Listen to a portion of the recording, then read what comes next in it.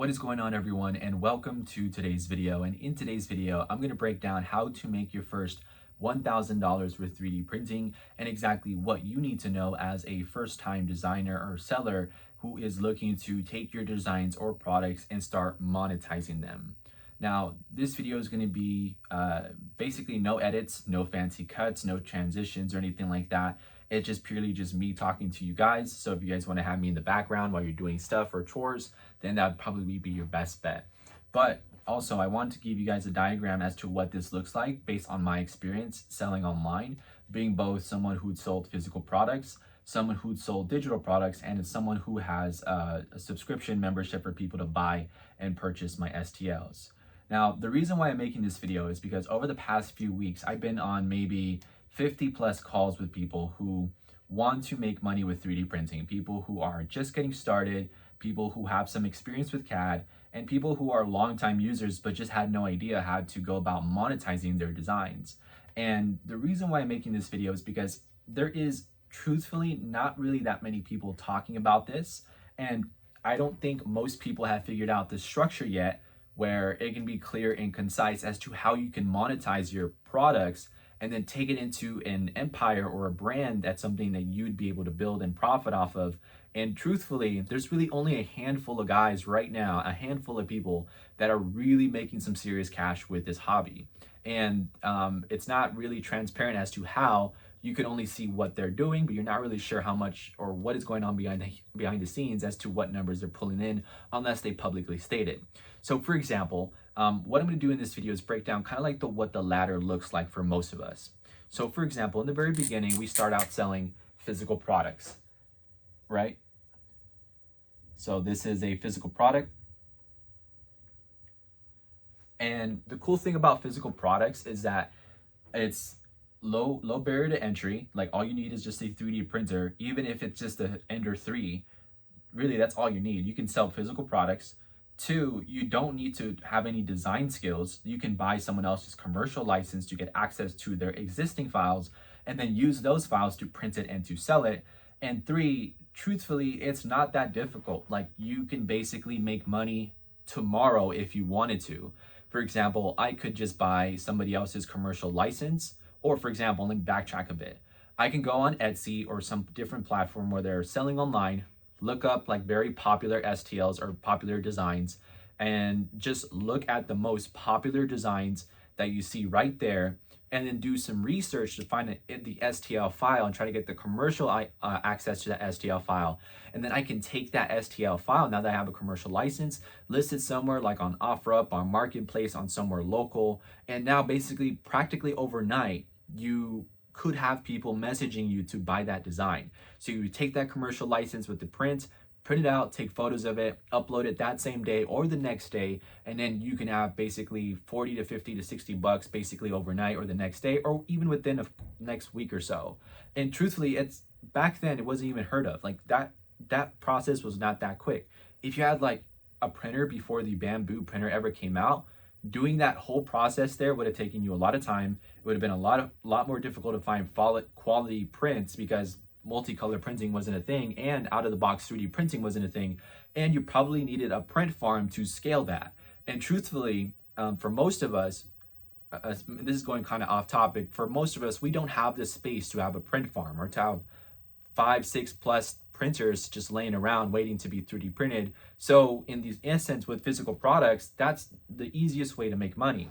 And although this has a lot of pros to it, there's a lot of cons to it. So the cons being, of course, like, you know, negatives, like you would have to have a printer, right? And you're capped by your printer, meaning that if you don't have a good printer, you're not likely to have like exceptional prints. And if you don't know what you're doing with, and you don't have a really good printer, it's going to be even harder to kind of, you know, make this work, right? Second thing is that quality, right? So for example, same exact thing where if you have a really good printer, let's just say if you don't have a good printer, quality is also a concern because most of us would want to deliver a print that looks really good, clean, finished, polished, where you can't really tell it's 3D printed. Quality is also an issue. Additionally, the STL files that you might find online may also not be of quality either. There's designs that you may have downloaded where they're incomplete or they're unpolished or whatever is missing. And in that instance, it's very difficult to try to fix it on your own if you don't have the next thing, which is 3D modeling skills. So for an instance, if you don't want to rely on somebody else's files and commercial license, then you're gonna have to learn 3D modeling. And this is the downside to this, because you need a good printer for a good product. You need to output good quality products. Like it has to be a presentable item. And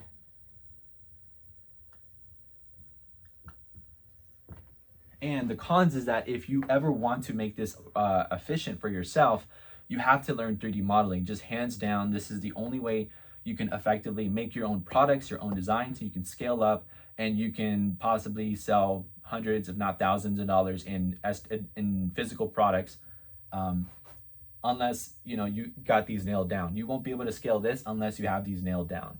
So of course the cons, like I mentioned earlier, it's low barrier. So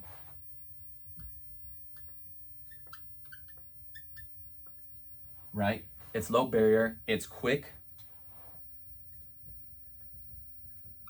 And by quick, I mean that overnight you can basically have a print ready to go, ready to be sold. And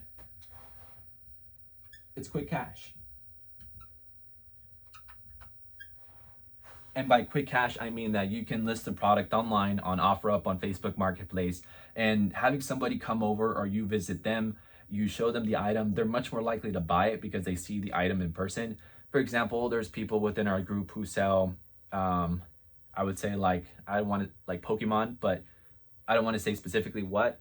More or less, they sell like those types of items, and they would, once they bring the item to the person in person, once they see the item, they're more inclined to buy because they see it looks cool, it's 3D printed. And people who have never seen 3D printed stuff, they look at this like it's a work of art. So my point here is that it's low barrier, it's quick, and it's quick cash. Now, the next step here is selling digital products, which is what everybody wants to do, because digital products means that you make a lot more money, it's scalable, it's nearly infinite, but there's actually a few more steps you need to learn in order to effectively sell digital products, and more specifically, STL files. So I want you to imagine what this looks like as you're building your business. So for most of us, we start out here. But if you want to sell STL files, you need to eventually ascend this ladder. And I reason why I'm making this or framing it in a ladder sort of way is because you need to learn a new skill for every step you take on this ladder. So for example, let's just say we go up this ladder, and each step is a new skill you have to learn. And I'm going to go into those skills in just a bit, but let's just pretend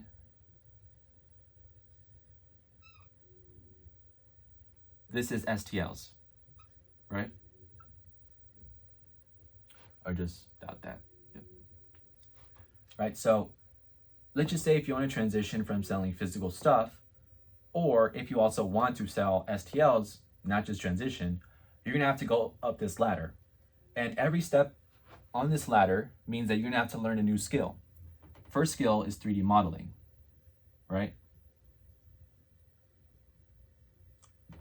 That's the primary skill that we all have to learn, because if you're gonna sell your own STL files, you better make sure you have the rights to that file. Like, you better have made it yourself, right?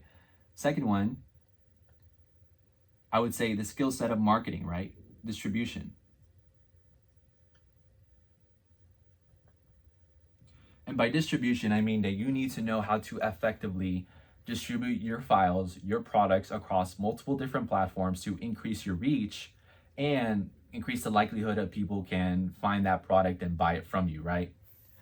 And with that, I would also say branding or packaging, right? So for example, when you sell STL files, usually if you think of the most popular designers that you like right now, you typically know them by their name, like the company name. You probably know their full name if they're using their regular name, and you probably know the kind of work or the niche they kind of sectored themselves into. Like, there's people in 3D printing, they're not doing a whole bunch of different things. They're focusing on one niche, like flexis or like organizational stuff or desk accessories or lights and lamps or planters. You know, there's a very niche thing. So branding, there's like that branding. I would also classify it as a niche. So you need to learn how to 3D model. You need to learn how to distribute these files. And you need to learn what you want to do in terms of the branding. What is it you want to be an expert in? And if you're able to do that, then you can effectively sell STL files. And you have to learn these skills, because if you don't learn these skills, you're not really going to be effectively growing your business, and you're just going to be wandering around without a goal. And that's the biggest problem. Now, once you do learn these skills, it's all profit. Like, the pros of this is that profit is higher, right? So if you sell an STL for $5, and let's just say you list it on somewhere like Cults 3D. Cults 3D, I think, takes like 20%. 20% of $5, I think that's around $1. So you are left with $4.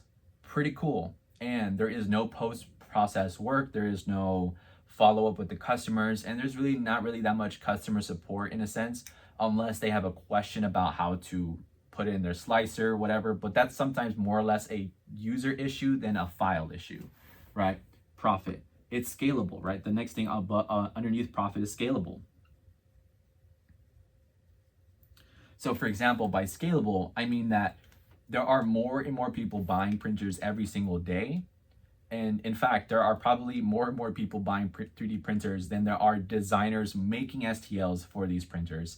So because the rate of people buying these machines is so high, that means it's a nearly infinite scale. Like, you can never run out of people to sell these files to. Like, it's just impossible. Like, unless everyone in the world has a printer and everyone in the world has purchased your file, which is unlikely, like, these are scalable. And lastly, it gives you leverage. And by leverage, I mean that it gives you a portfolio. It helps you brand yourself. It helps you identify yourself as an expert within the 3D printing community. And if you have a solid portfolio of good products, people see that and they recognize that. So when you post stuff or create new stuff, people are more inclined to buy those new STLs because you are that designer, that person that makes really good stuff. And truthfully, like I said, there's only a handful of people doing this. But if you are able to do this correctly, you can make a really good amount of income just selling STL files. There are people making over 6 figures just from STL files alone.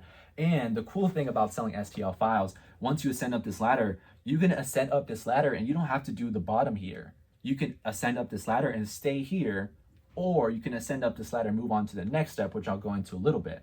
But these are the 3 upsides of doing and selling STL files. The downsides is that, one, you have to learn 3D modeling, right? You have to do it. Like, you have to learn it. You have to get over the idea that it's going to be an overnight process. It's not you scroll on TikTok type of thing. It's like you have to sit down, work on your skill set every single day for at least 1 to 2 hours per day. Because if you don't do that, you won't be able to figure out what it is that you like. You won't be able to harness or hone in on your skills. And if you don't have any good 3D modeling skill set or foundation, you're not really going to be able to do this effectively or create some really unique designs. So 3D modeling is the first thing you need to learn, right? That's the downside. This is the opposite. So what is low barrier here? This is higher barrier, because only good 3D modeling artists can do this effectively, right? The con of this, copyright. And I'll also throw in thieves. So copyright and thieves. And by thieves, I mean people who purchase STL files and they redistribute it across Telegram groups to try to share the files, whatever, right? My personal opinion about that stuff is that I don't think it's cool, but game is game. So people are going to do this. For example, when you buy an STL file, there is virtually nothing stopping someone from redistributing that file. There's nothing stopping someone from selling that file. And there's really nothing stopping someone from selling that file either, or like profiting off of your work. And this has happened to me myself. I've designed something, I printed it, I take photos of it, I take a lot of time making it look nice and neat and presentable.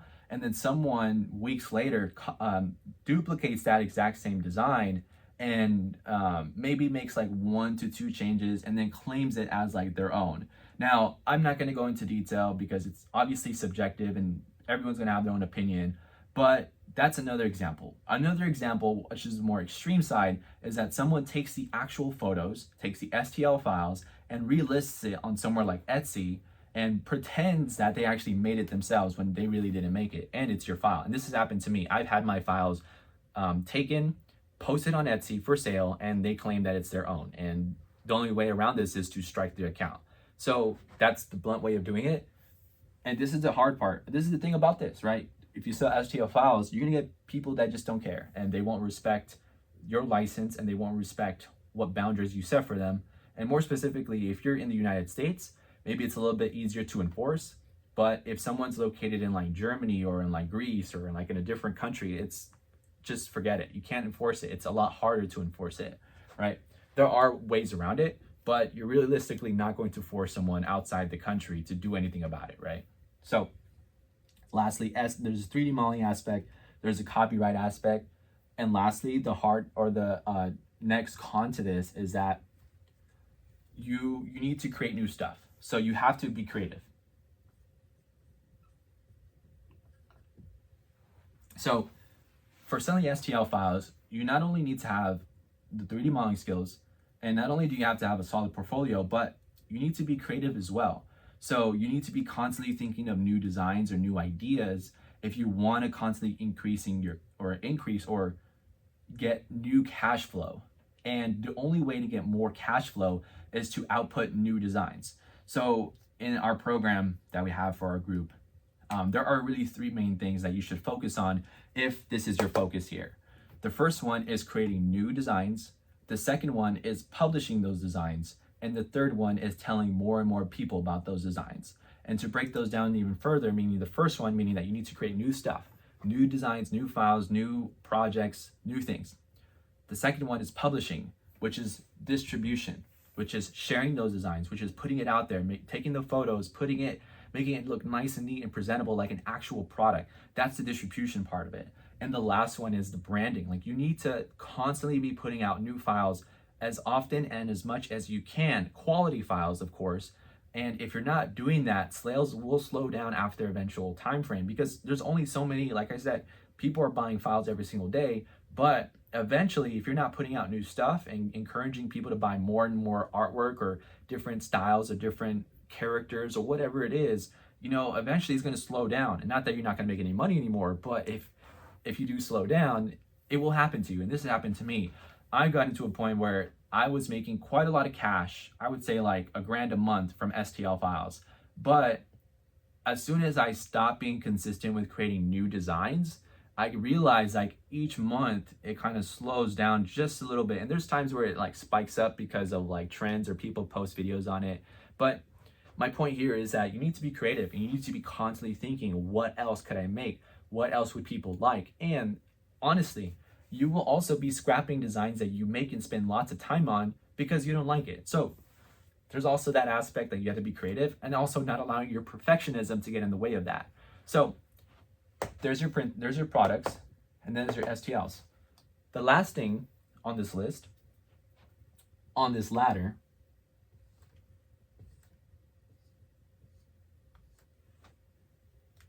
is being a licensor. Now, what is a licensor? And a licensor is basically just a fancy way of selling commercial licenses to your STL files. That's all it is. When you buy a commercial license to a subscription for someone else's designs, you are a licensee and you're under a contract, whatever that contract that licensor gives you, and you're able to use those designs under whatever limitations they gave you. So for example, if you purchase a file or purchase a Patreon and the seller gives you monthly access to those files and allows you the rights to sell them for as long as you're subscribed, that means for as long as you hold an active subscription, you are allowed to sell that file. Additionally, the seller can also impose limits. So you can say like, hey, you can only make up to $10,000 a year on my designs. And then after $10,000 a year, then you're gonna have to go to a different plan, which you're gonna have to negotiate with the person. Now, that's a little bit more of a rare case And truthfully, I would recommend you guys doing that, because if you're going to be selling your STL files and becoming a licenser and or branching out to become a licenser, you will want to limit what people make off of your designs, mainly because if an entity with lots of money pays you $10 a month for your designs, you're going to want to handicap them from making an infinite amount of money for $10. Like, you're going to want to charge them for your designs because it's your work. And if you want to make more money from it, you're going to have to negotiate with them, right? So this is just to prevent like really bad actors from just monetizing your or profiting off of your work and excess than what they're actually getting to in a sense. Now, of course, that's a little bit, it sounds unethical to a lot of us because we think that we're paying for a commercial, that we should be able to use it free reign as much as we want, to sell as much as we want. But truthfully, that should be imposed within the 3D printing market, because this is imposed in other markets like video photography, like videos, like stock footage, stock videos, music also has the same thing. But just for some reason, 3D printing is just not that industry for it, but it's going to be later on in the future. So my point here is that if you become a licensor, there are more steps you have to learn. So by now, you should also have a niche, right? So at this point, if you really want to be a licensor and do it well, you need to already have a niche. Like, you hands down need to have a niche. You need to know exactly what you want to make, what you're doing, what stuff you're making. And if you have not niched down, you cannot ascend up this ladder to becoming a licensor, or at least scale effectively, because you're going to be doing too many things, too many different objects and projects all at once, and it's going to be a lot harder to scale this. The second thing is you need to create content. And by content, I mean that you need to create videos, you need to have a page, you need to post yourself. I mean, it doesn't have to be face-to-face like how I am now, but more or less, you need to showcase your designs to people. Now, naturally, people will look at the fact that you have a Patreon and see if you have one. But if you really want to do this well and effectively, you will have to create content. And the reason why you would want to is because if you jump from STLs to Patreon, or having a license to sell on Patreon, what's going to happen is that you're going to open it up and you're just going to kind of be waiting for stuff to happen. For example, for me, when I started it, I just started leaving links in the description for people who want to get monthly access to my designs. But you really don't have people just jumping on it right away, because $10 a month is a much more of a commitment compared to $10 for a file. So think of it that way. Think in the same way you try to subscribe to Netflix or Hulu. Think of all the hoops you have to go through to try to cancel that because of companies and greed and stuff like that. So in this instance, even though it's Patreon, even though it's a designer, I'm sure I've been burned by companies that didn't let me cancel, or they made it really hard to cancel. So when people see a month subscription, they're not likely to purchase it as much like a STL on a one-time purchase. So you need to create content. You need to put yourself out there. And if you don't put yourself out there, it's going to be a lot slower to grow your subscription base of people who want to buy your designs or who want to sell your designs, right? So you have to niche down, you have to create content, and you have to set boundaries. There's going to be boundaries, and as well as expectations. So what I mean by that is that when you subscribe to something like Netflix, you are under the impression that Netflix every single day will have the catalog active, and for as long as you're subscribed, you'll be able to watch new content under 4K, top streaming quality, whatever plan you pay for. Like, there's those expectations that you're getting from subscribing to Netflix. When Netflix has those 3-tier plans, like the basic for like $8.99, then the plus plan with ads, and then the premium plan with no ads, they are setting expectations and boundaries for what you pay for. Same thing with your designs. For that, you're setting a boundary with someone saying, hey, look, you can use this design to sell it, but you have to be under these restrictions. And you need to set those clear boundaries in the beginning. This is a skill you got to learn. And it's a lot of times we're just trying to make money and trying to figure it out, and we don't first set these boundaries. And what ends up happening is that people do abuse it. So we want to be very clear. And there's also the expectation. So the expectation is that if you're going to set boundaries for someone, they are going to be respectful of those boundaries, but they're also going to expect something from you as a creator and a designer. And that's going to be new files every month, new designs every month or new projects every month or some updates or some stats, something that they get from being a subscriber. And it doesn't have to be STL files. It can be like access to you, access to getting one-on-one support, or maybe behind the scenes tutorials or behind the scenes access, right? And there's that boundary you set, but there's the expectation that they're going to get something for paying you monthly. And that's something you have to learn as a creator, which is why being a content creator also branches into this, because as a content creator, you're setting boundaries with your audience. Like, you're telling them what you're sharing with them, what are you willing to provide for them, what kind of value, kind of thing that they're getting if they buy from your products. And you're setting those expectations as you create content, right? So my point here is that if you want to be a licensor, you got to learn these skills. Now, really briefly, I know we went off on a tangent and we talked about all these 3 things here, and there's going to be some pros and cons to becoming a licensor. So like the first one here, it's scalable. Make a lot of money from selling commercial licenses. It's nearly infinite. People come and go and they get access to a catalog. And the cool thing about that is that the profit margins are actually a lot higher than STL files, because I would rather have someone pay $10 compared to $4 on an STL, if that makes sense. Like, that's $6 in profit that I get. Now, of course, excluding fees that you'd have to pay to Patreon or whatever subscription service you're using, it's scalable, right? Profit also higher. I would say higher plus, because STLs are pure profit, but commercial licenses are pure profit as well. It's like higher pure profit, right? Also, the cool thing, it's scalable, profit, and there's an MRR. And if you don't know what MRR is, it just means monthly recurring revenue. So just in the same way where you go to a job and it's active, like that's active work that you do to make money, this is MRR. This is passive income in a sense. Passive, because it's, I would say, passive half-heartedly, because there's the expectation you have to do something, but at least you know you're getting money every single month as someone stays a member. So if you have 10 members at $10 a month, you're making $100 a month just for them being subscribed. And lots of times people are subscribed for extended periods of time, and they just want to support you. Like, that's really cool. That people want to just give you money just for being you, right? But there are the downsides. And I actually mentioned the downside earlier, is the expectations.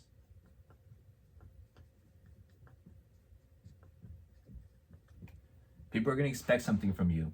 And if you don't set those expectations or tell people what they're going to get in return, how can you expect someone to pay you monthly for your stuff, right? So you have to deliver something. You're going to be delivering something to someone, and you have to fulfill it. Next is churn. And I know these are words and topics that may have not been mentioned in the community or talked about a lot, but churn is basically the percentage of people that leave when they cancel their membership. So for example, when you go to netflix.com, you cancel your membership, usually they try to give you some incentive to stay. So it'd be like, get 10% off your next month, or maybe get your next month free, or get half off your next month. And even if they throw all these offers at you to keep you to stay, there's still that percentage of people that are just like, you know what, I still don't want to pay money for this. That is churn. That is a percentage. And this is going to happen every single month. People are going to leave. Every single month, people are going to leave for no reason. I mean, people are just going to leave. Like, it's just the nature of business. And that's okay. That's why we have to have more people coming in and buying our memberships as fast or more than there are people leaving. And if you can do that, you can scale this infinitely. So for example, if you have 100 people joining every single month at $5, and you only have, let's just say, 30% of people leaving every single month, that means that, you are taking in more customers than you are losing. So you will still see a growth in monthly recurring revenue, even if you're losing people, right? And then I would also include copyright and thieves into this con. So obviously, if you're selling STL files, people will steal your products and relist it and just distribute it on groups and stuff like that. But there are people that will see that you have a commercial access to this, right? Or a Patreon. So instead of just buying your STL file, they'll buy the Patreon and just grab all your files, leave right away, and just dip. Happens. You can't control that. You can't control people stealing your designs. And that's why I also include thieves copyright and thieves into this, because there will be people that instead of paying like for your designs in the STL format, they would just buy the license to your products and get access to all of it and then just cancel it right away because they'll just take those STLs and resell it elsewhere.